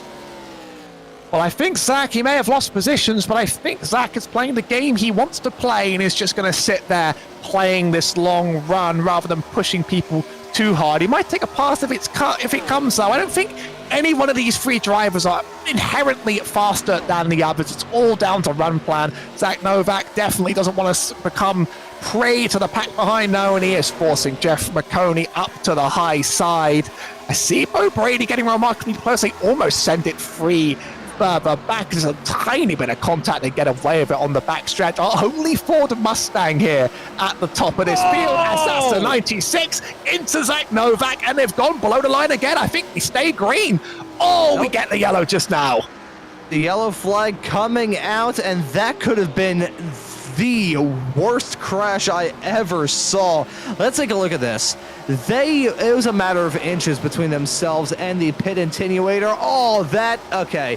If they lost it a little bit earlier on heading through that corner, I think we would have probably seen them whack the barrier, and then we would have gotten a fantastic view as to how the new damage model works in these ARCA cars. It was 3 through 3 and 4, and it did not work. There you can see clipping him, and Zach Novak really with nowhere to go. Maconi, I won't say he got away with that completely scot-free, as he did drop down the running order. Currently finds himself in 4th with Bo Brady, Jeremy Briggs, and Larry Price all getting moves put on him. A 3 into 4 did not work in that equation. Just didn't quite look like there was space on the bottom for that opening move to really be made, and that sort of caused the cascade. That yellow's going to help him recover, thankfully. I really thought that wouldn't go yellow. Maybe as he returned to the track quite slowly, that might have just about triggered it. We've seen some wrecks in that area not go yellow, and it's quite easy for wrecks in that area to sort of fly all over that AstroTurf on the inside. Instead, we're going to get the field back up again, and some pit stops, fresh tires for what looks like the entire field. Yeah, these drivers deciding that now is the time to come into the pits. This race has flown by already. We're only 14 laps away from the halfway mark of this ARCA race, and let's see how this is all going to work out. Bo Brady still in the race lead. Larry Price slotted in P2. Zach Novak currently being classed in 3rd, as you can see that pack of race cars exiting right now. And there it is, working out rather well. And as we are under this yellow, we're going to use this as a good time to take a brief commercial break. So we'll be right back with some more ARCA action after these messages. When you want to be the best, you can't settle for the rest. For anything on iRacing, there's just one name you need: Maconi. With the launch of Maconi Entertainment and Maconi Competizone alongside Maconi's Setup Shop, we now provide the best of the best in setups, paint schemes, coaching, broadcasting, and event organization. With cars across all 4 license classes, we have what you need to hit the track with confidence. Grab a subscription and save money while going fast at MaconiSetupShop.com/subscriptions. And remember, at Maconi Setup Shop, there are setups, but your victories.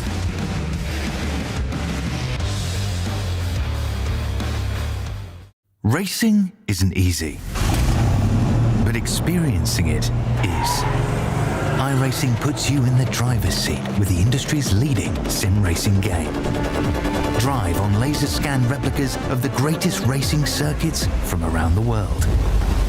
Go head-to-head against other drivers chosen by skill-based matchmaking to ensure competitive racing at every level. Compete across all your favorite series. In officially licensed cars, engineered to deliver the most accurate driving experience possible.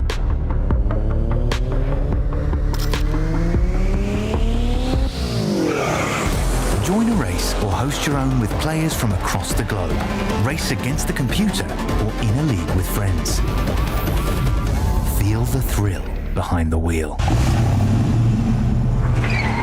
Visit iRacing.com.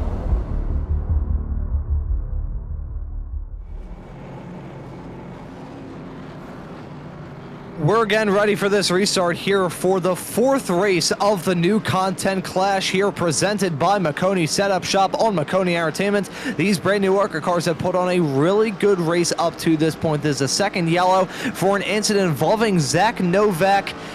It was Zach Novak and I believe, unless I'm very much mistaken, Mason Foster who lost it, but those drivers were able to make their way back up to the front through a round of pit stops, and let's see the race back underway. Bo Brady in the 6 car leading us back to green in that 6 machine. Larry Pace and Zach Novak gonna be side by side for P2 right now. It looks like they're gonna single file out, with Novak now having a fight on his hands with himself and Mason Foster. These two brought out the second yellow a couple of laps ago thanks to an unfortunate incident coming out of turn at number 4, as side-by-side racing fanning out all throughout this field.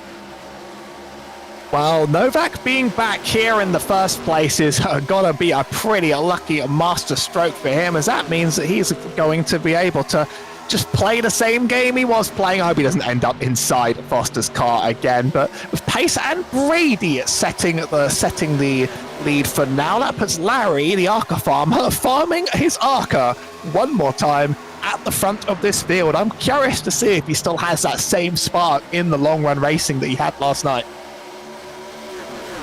Yeah, let's see if he'll be able to keep that pace going in these completely different race cars than the old ARCA car that these drivers had to campaign last night. These cars have put on a pretty good show, though, I must say, and let's see how it's going to be in the final 40 laps of this race. 60 in entirety, and let's see how the final 2/3 are going to shake out side-by-side racing, with Larry Pace and Mason Foster heading down into 3 and 4. Foster on that inside line in that Pennzoil machine looking to get some moves done. You see Zach Novak in the midst of all of that, and it should be noted here with the new content clash, the winner at the end of these 4 races, the one who scored the most amount of points, which is looking to be Zach Novak, considering his main rival of Kyle Johnson ran into some difficulties earlier on and is out of the race. He's looking to win $100 at the end of tonight. As look at that, that was banging doors and banging walls. That could have been so much worse. Holy cow. Brandon Haynes sent right into the grass one more time. It's all kicking off out of turn 4 into that quad oval. Every single major contact this race has sent a driver through that grass. It was a good save and a good recovery here as Foster almost looked to make it 3 wide, but that outside line has a massive run, and Larry Pace is nowhere to be seen. I'm curious, these are Gen 6 cars on the chassis. I'm curious to wonder if there's a heavy side draft effect on these that the old cars did not. We might get to see a bit more of that as this race goes on. Get a good idea as to how these brand new ARCA cars race, all the characteristics, all the quirks and features, to invoke a little bit of Doug DeMuro terminology here on this broadcast on Maconi Entertainment here tonight. Side-by-side racing with Mason Jones and Larry Pace heading down into the quarter. Side-by-side racing with practically everyone 3 wide. Here we go. Look at that. Jeffrey Maconi in the 03 machine looking to split the difference, go 3 wide, heading through 3 and 4. He got the move done on Pace. Let's see if he can get the move done on Mason Jones heading down into the corner. Jones still on the outside. Maconi on the inside line with a clean air right by that blue line on the inside. Still got to be side by side on corner exit, heading down the back straightaway. Maconi not getting a good run out of the corner. That's going to allow Jeremy Briggs in the 48 machine to slip his way up to 4th. Been at contact with Mason Jones. I was worried he was going to get doored by that, but he's certainly running all the better for it as Foster is looking to reclaim that P1 now from Bo Brady. He was a very, very feisty competitor in the race earlier this evening, Bo Brady, and he's still the only one in a Mustang on this field. So not quite the only one, but he seems to stand out to me in the bright blue. Still running 2 wide here with Foster and Jones. The 2 Masons are picking their lines wisely around the corners of this track. I don't really think there's any true advantage in the long run for either. And that's Maconi. He's sending it in. 2 wide, 2 ropes. 2 by 2 at the front of this field. Looks like a formation lap, but they're going at a steady clip of well over 100 miles an hour. Bo Brady clears them. Maconi going for the dive, heading into turn number 3. Looking to get that move done on Mason Foster. That's some close quarter stuff as they careen their way through the corner onto that start-finish straightaway. Now, will Mason Foster in that number 96 car be able to hold his own around the outside, getting the draft from Bo Brady, heading through that section. Look at the car of Mason Jones there as well. That 30 class is the number 5 on our timing tower. He's been within striking distance all throughout this race, and he's been impressing me with his bravery and the moves he's put on thus far. So far, this is anyone's game in this top 5. No one's making a run away with it, and I think that the way that these people are racing are going to completely change the complexion of their tires by the end. We're still anticipating this ends up being quite the long-run race. Think the way the ARCA Menard series usually likes to race in iRacing without any of those cautions. You can just imagine we cut a few laps off the start of this race and think about the way that these cars are going to get used. The original ARCA car was so sensitive to tire wear, and it was the car that really taught you how to treat your front and your rear well on the right hand side, and I think that's going to be the difference maker again today, even if no one quite knows exactly where the cutoff point is. Side-by-side racing involving Larry Pace and Mason Jones continues. Side-by-side racing flaring up again with Mason Foster and Jeffrey Maconi. Looks like they're going to single file out, heading down into the corner with the exception of that 30 machine of Mason Jones. Getting that move done 3 wide very briefly as Larry Pace fighting hard in that 50 car on the inside line. These drivers, they're seeing the halfway mark of this final race of the new content clash come up, and they are clearly not having any concessions on the racetrack. Bo Brady's got to be a big fan of this. He's very much getting a run that he can run himself. The 96 of Mason Foster being swamped 3 wide twice. I actually think there is a side draft effect on these cars, and now it's pulled even more cars into this battle. Every single car you see on the screen here could make a move for the win. The last race, the top 2 really started to run away. That has not happened here, and today this car has been a bit of an equalizer, being less than 24 hours old, and it was really showing in the skill of some of these drivers and the way they're still racing, as Bo Brady's been reeled in by Mason Jones. Not even he's getting away with it. There's a little bit of a grind against the wall. He might just get away with it. Yeah, I was going to say we saw the sparks flying. I'm not sure who scraped the wall, whether it was Mason Jones or Zach Novak, but either way, these drivers clearly deciding to break in the cars with some hard-fought racing action. 3 wide involving Briggs, Pace, and Maconi heading through 1 and 2 right now. We got the top 8 covered by less than a second, hang down the back straightaway over halfway into this 60-lap race. This has been a barn burner thus far, and it's still far from over. Let's look at that 3 wide coming out of turn 4. Briggs, Maconi, and Foster giving us a brilliant battle to talk about. Jeremy Briggs actually breaking away from that. That's Larry Pace in the 50 car involved in all that. Gabriel Gotti in the 1 car, saw him involved in an incident earlier on. He got spun. Coming onto the start finish straight away, made a big loop-de-loo through the AstroTurf at the very start of that lap. He found himself all the way at the back, well farther back, running the wall, literally heading through 3 and 4 there, so that's not going to help out his cause, but the one of Gabriel Gotti on a massive comeback tour. I did see Gatti just in the wall very briefly, and turn 3 and 4 of this track loves doing that to you around here.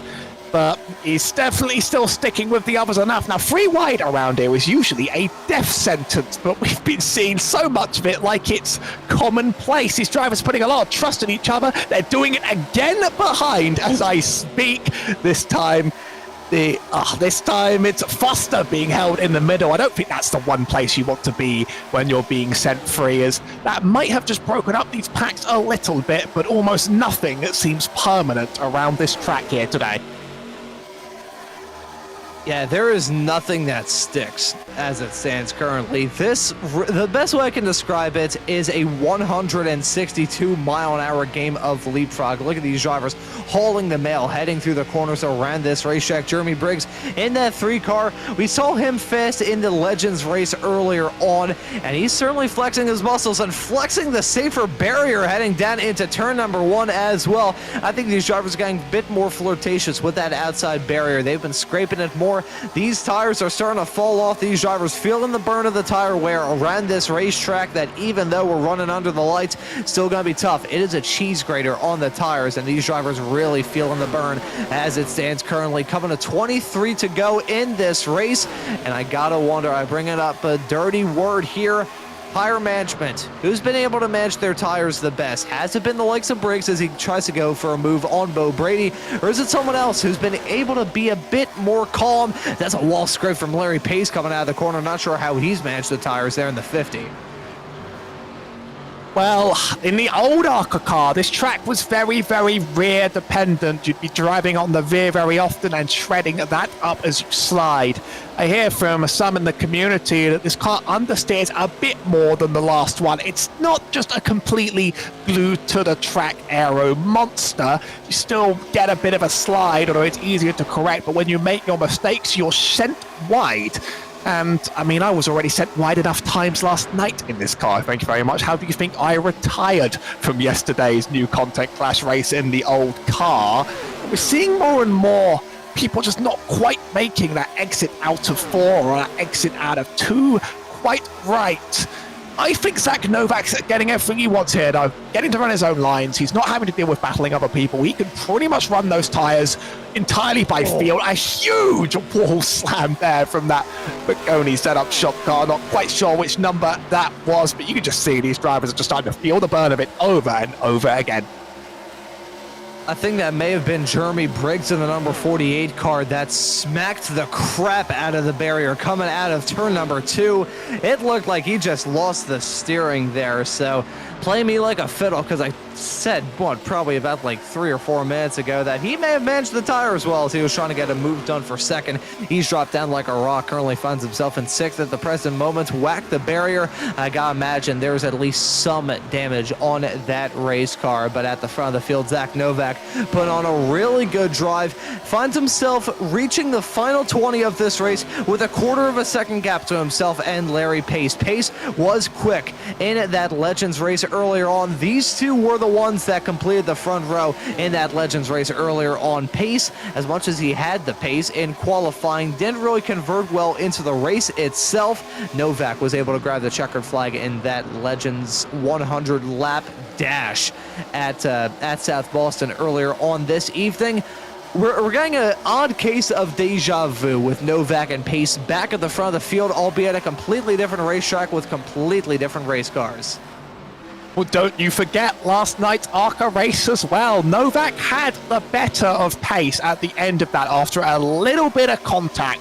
He felt bad for it at the time, but Pace just thought he needed 5% more in his tyres to finish the game. This race has now developed into the very same battle we saw in the old ARCA cars. So some habits don't die young, but I'm seeing that Novak has the better right now, whereas very much last race it was sort of Pace's until it wasn't. It was quite a late swing to determine that race. I think we might end this in almost exactly the same way. A close battle between these two to the end that all goes down to who used their stuff better. And obviously I can't feel these tires from here, and I can only make assumptions based on the racing we've seen, but you do prefer to be in first if you want to sort of have full control of your destiny and not be burning up your tires fighting others on the way. But it really is go time for Pace now here. I think there's no more saving to be done.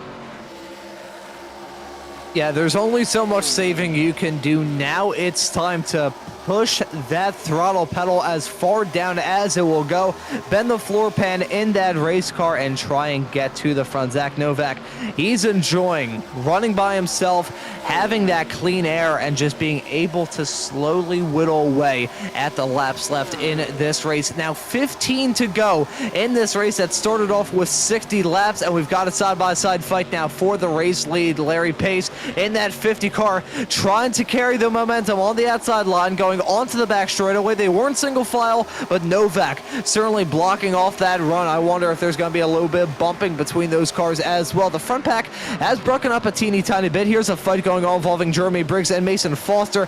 That is for P6 currently. Gabriel Gotti in the one car, who we saw scraping the barrier earlier on and going through the AstroTurf. He's had a rough race, but at the front of the field, look at Larry Pace trying to get that move done on the inside of Zach Novak. Side by side through 1 and 2 onto the back straightaway. Novak going to have the run on the high side. Let's see if he's going to try and clear him off through 3. Pace slipping back into the draft. A little bit surprised that he tried to do that. Now wheeling it on the inside line, sticking Novak up towards the wall. He's going to have to use the tires on that race car, but Larry Pace, he's going to have to use the tires too in that number 50 machine to try and wheel past side by side again down into 1 and 2. 13 laps to go in this race, and these drivers, they can't get caught up in a battle too much as Pace clears them. Heading off through 1 and 2 and giving a bump is Novak. They shouldn't get caught up in this battle too much as Bo Brady in the 6. He's going to be closing up if we see some of these drivers have a bit of drama. Well, last race, Pace only finished second, but he did get the fastest lap of the race. Between these two, Pace has set the faster lap. It's not the fastest of the race. Mason Foster behind has done that, but it's just a little bit of an advantage on Pace on the faster lap between these rivals, and there has been just over now a second of drop-off. We're approaching a second and a half of drop-off, so these tires are at about some of the weakest they can get. And I remember Pace saying if he just had 5% more last night, he could have had the win. So he's got this lead now. He has to hold on to it in the way that's going to work those wheels the best, because everything in ARCA is about tire management, and it still remains the case in these cars. Jeff Maconi has cleared Bo Brady. I wonder if his pace has started to drop off a cliff, whether they'll be having a similar battle all the way to the end.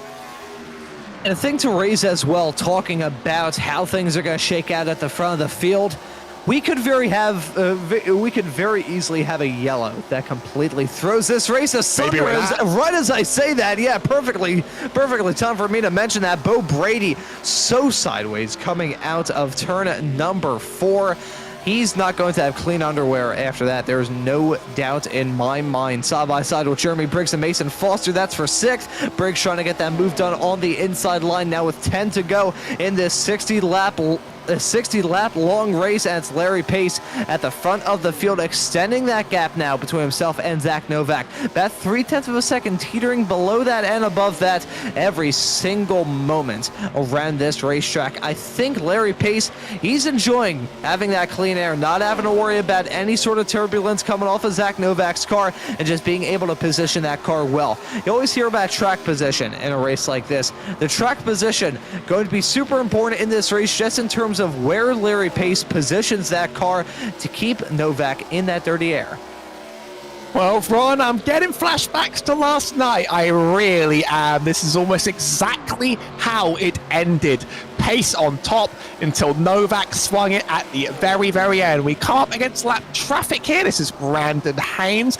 Both able to clear quite conveniently here. No disruption for now, but Novak's going to really save it in the tank until the last possible second and try and seal this game before there's any chance left. I'm curious as to why Mason Foster's dropped a lap down as the fastest lap on the track. We're not going to be getting faster ones at this point in the race, but he certainly was racing for a bit, and it does seem to have just dropped off a cliff as that's our outside car of Novak, just in the wall a little bit, clearly not slowing it down too much. The run is spectacular, and he's going to hold that inside, but there might be more momentum on the outside through 3 and 4.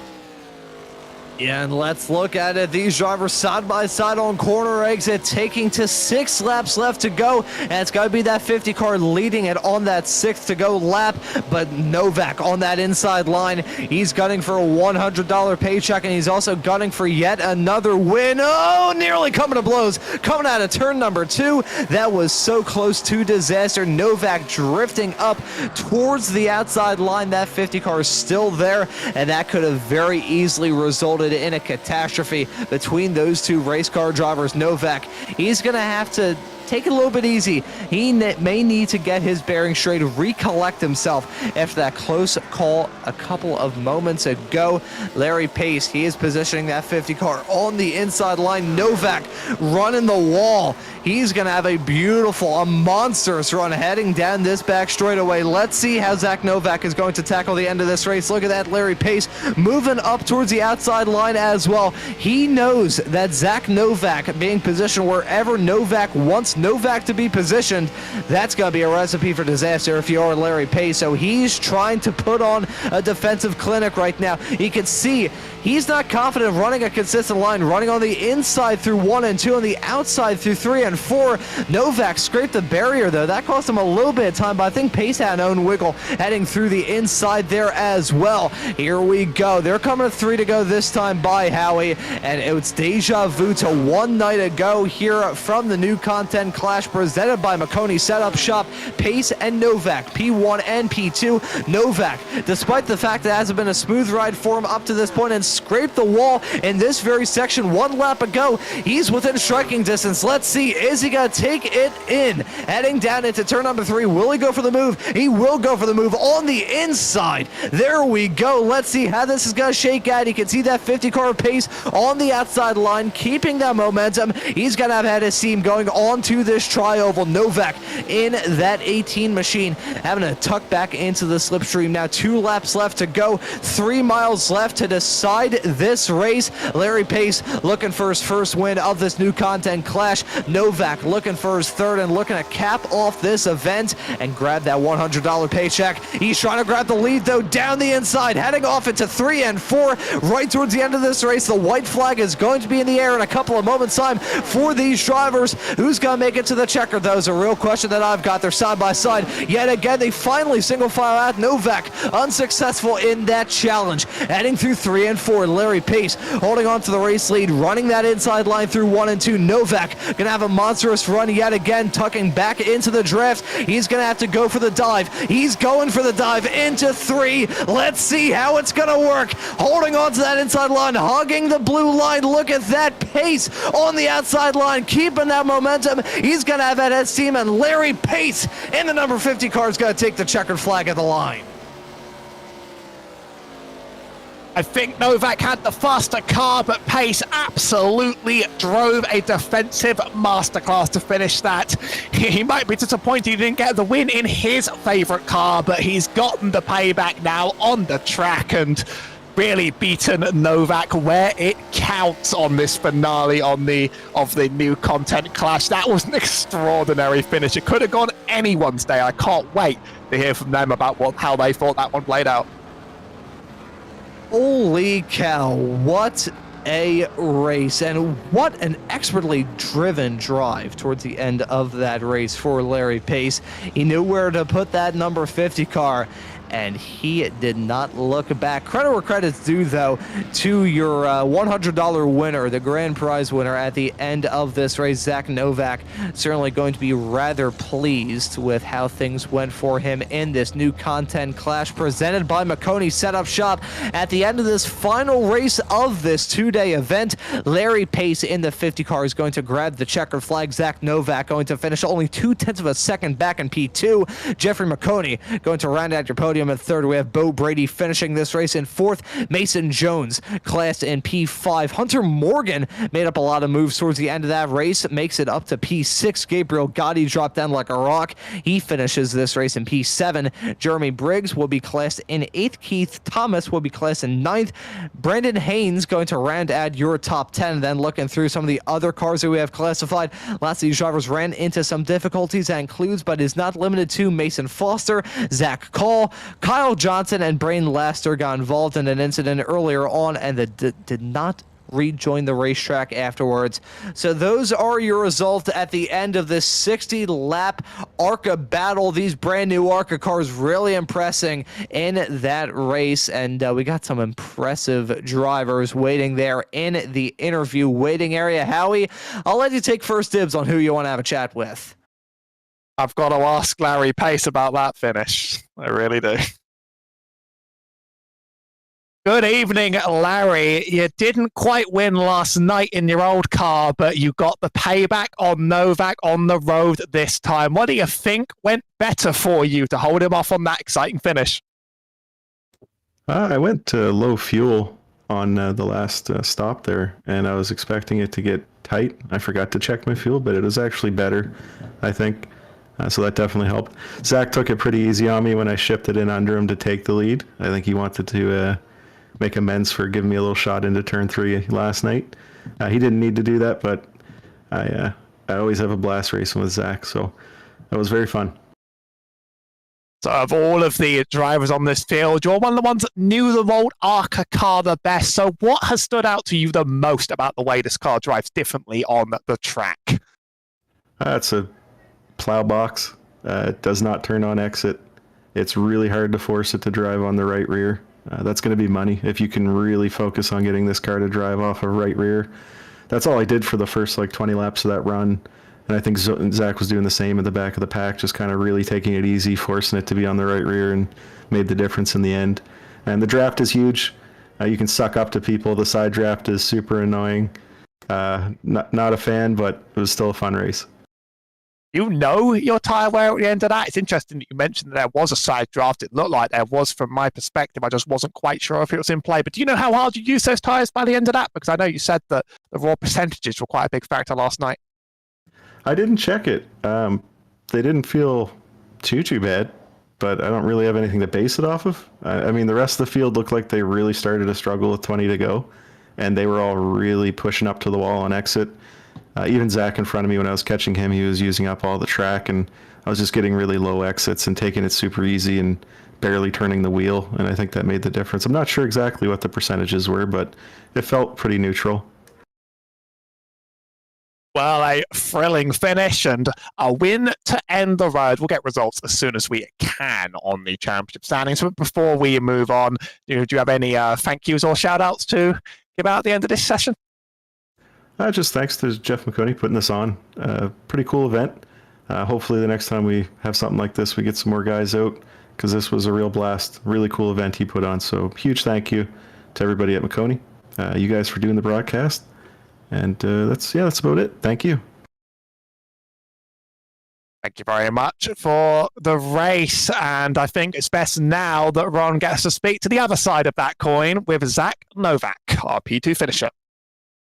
Yep, Zach Novak joining us in the commentary booth yet again. Zach, it's a second place finish at the end of this Charlotte ARCA race, but that was a titanic battle between yourself and Larry all throughout it. Talk us through it. Yeah, obviously, yesterday we were the two battling out for the win, and I kind of figured that would be the case again today. I figured I owed it to him to try and race him a little cleaner than I did yesterday. I got into him with 2 to go, coming to the white, and it kind of just completely ruined the balance on his car in the race last night. So I wanted to give him a fair shot at it and try and race him clean for it. Just it's really, really tough to pass on the bottom with how much grip we have. And the aero is pretty aggressive when you're trying to make passes on the bottom. It just pushes. So unfortunately, not really much I could do there. I was getting really good runs off the top of 2, but of course he's going to cover them. He's a very good driver, so he knows what he's doing, and just tough to win when there's really not many options. But at the same time, he did a really good job, protecting and running his own race. Yeah, from our perspective in the commentary booth, it was a titanic battle between you two all throughout the final. Really felt like the final quarter of that race between you and him. A brilliant way to cap off this new content clash. I want to ask you about your thoughts on this ARCA car now having a full 60-lap race here at Charlotte under your belt. What are your impressions of it? I don't know. I'm kind of mixed on it. I like the car. I like the way it drives. It is pretty tight, but we have quite a bit of power, so you have to be careful on your tires and whatnot. The draft seems extremely excessive. Obviously, I've never driven one of these in real life, so I don't have the real life experience to relate to that. But it just seems very excessive. It kind of kept us packed together there for a while. But otherwise, I like the way the car drives. It's fun. It's definitely new and refreshing. Obviously we've had the same ARCA car on iRacing for a very long time, so definitely refreshing. But I think it needs some work. I'm sure the team at iRacing is going to be doing a lot of that work over the coming weeks and the coming seasons to try and get that car as dialed in as possible. And we would be remiss if we didn't mention the fact that you are the new content clash champion at the end of all this. 2 wins, scoring 145 points at the end of it all, about 9 between yourself and Larry Price at the end of tonight. So just talk us through what it's like to be a part of this event and grab the championship when it's all said and done. Yeah, as I've said before, just very thankful for Jeff for putting this on and inviting me to be a part of it. Obviously, we had some not as much of a car count as maybe we were hoping for, but I think it helped make the racing a little better. So definitely can't complain about that. And just thanks to Larry for racing me clean. I'm there in pretty much all of those races. We were pretty much on top of each other in every single one. So, just happy to come away with some solid runs and happy to represent Jeff. And just thanks to him for putting this on. Now, based off the fact that I asked you during the Legends race and the interview after that, if there's anyone you want to give a thanks to or a shout out, I'll let you take the floor. And instead of asking you about that, I'll ask you to give any shouts out for yourself of where people can keep up to date with you. Good call, actually. You can find me on twitch.tv/ZachNovak_. I basically stream 3 to 4 days a week, give or take, and I'm live for all of the eNASCAR Coca-Cola Series races. So make sure to check me out there on Twitch or on Twitter, sorry, or X. I'm Zach or ZNovak15. YouTube, the Zach Novak, Instagram, Zach Novak 5. Pretty much anything with my name in it, you'll find me. So yeah. Awesome, man. Gotta get those shots out for yourself done at the end of all of this. And you earned it after winning the championship here. So, Zach, thank you for joining us in the commentary booth. Congratulations on the championship. And hope to see you here on Maconi Entertainment, wherever it is in the not-too-distant future, man. Thank you for joining us, and congratulations. Absolutely. Thank you guys for doing the broadcast. You guys do an excellent job, so appreciate it. Awesome, man. Thank you very much. And that right there was Zach Novak, your champion here for the new Content Clash presented by Maconi Setup Shop. And Howie, I'll let you interview the boss man himself, Mr. Jeff Maconi. No pressure, no pressure. Good evening, Jeff Maconi. It's been a great slate of 4 races over the last 2 days, including a very exciting battle back up on top of the game. How did today's ARCA race go for you? You were a bit all over the field, at the top and the bottom and the middle. Well, I definitely have not learned how to save the tires in these cars yet. I was also just going full throttle, driving like a maniac. It was so much fun, though. I mean, battling with... It's not often I get to race door to door with Zach Novak and Larry Pace and some of the other pros that are on here. So to be able to do that, even for a couple laps before they blew my doors off and pulled 3 seconds on me, was definitely a lot of fun. I really enjoyed it. You've now driven quite a bit of all of these cars on the before and after across the 2 days. Give me your takeaways on the new Legends and the new ARCA cars from the boss man himself. I really liked the Legends update. I think they definitely have a lot less grip, and you're driving them a lot harder. It wasn't just like linear fall off a cliff like it was on the last one. Like you saw yesterday, if you didn't pit for tires, you were just out to lunch and screwed. But with these, the newer tires, I mean, you'll see Legends cars. There's some guys that'll run 2 or 3 races, and some series that require you run 2 or 3 races on each set of tires. So for them to be able to last 100 laps was pretty cool. These ARCA cars are definitely a lot to get used to. I think the iRacing fixed setups are very, very tight. It's like 54% cross and like huge springs in these things. So I hope there is an open series for them, because I think if we can really tear into these and adjust them and build setups, that they will be the best car on the service. I genuinely believe that. If it's fixed only, then so be it. I think it'll still be popular, and I'll definitely be running them. But there's definitely a lot of potential with these cars to be really, really fun. I would absolutely expect to see them more in Fast Fridays. We may even put up a vote and change it from the mini stocks at Bristol to these at Bristol.